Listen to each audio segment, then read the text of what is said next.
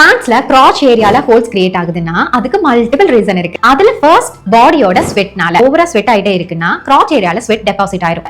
துணி warp and weft டைரக்ஷன்ல நூலெல்லாம் நெய்து துணியா கன்வெர்ட் ஆகும். இதுதான் ப்ராசஸ். நூலுல ஸ்வெட் பட்டுக்கிட்டே இருந்தா என்ன ஆகும்? ஒரு குவாலிட்டி டவுன் ஆயிட்டே வரும். ஒரு கட்டத்துல நூலோட குவாலிட்டி பிரேக் ஆகி அங்க இருந்து கட் ஆக ஆரம்பிச்சு அது அப்படியே ஹோல்ஸா மாறும். இப்படிதான் பேண்ட்ஸ்ல இந்த ஏரியால ஹோல்ஸ் கிரியேட் ஆகுது. ஸ்வெட் பாடிஸ் எல்லாம் நம்மளோட ஸ்வெட்டை அப்சர்வ் பண்ண மாதிரி இருக்கிற நூலால நெஞ்ச துணியை தான் வியர் பண்ணணும். ஃபர்ஸ்ட் காட்டன் ஃபேப்ரிக்ஸ் யூஸ் பண்ணும்போது ஈஸியா ஸ்வெட்டை அப்சர்வ் பண்ணி சீக்கிரமா ட்ரை பண்ணிரும். செகண்ட் லினன் காட்டன் ரொம்ப கூலா இருக்கிறதுனால ஈஸியா ட்ரை பண்ணி பிரைவேட் பார்ட்டியும் கூலா வச்சுக்கும்.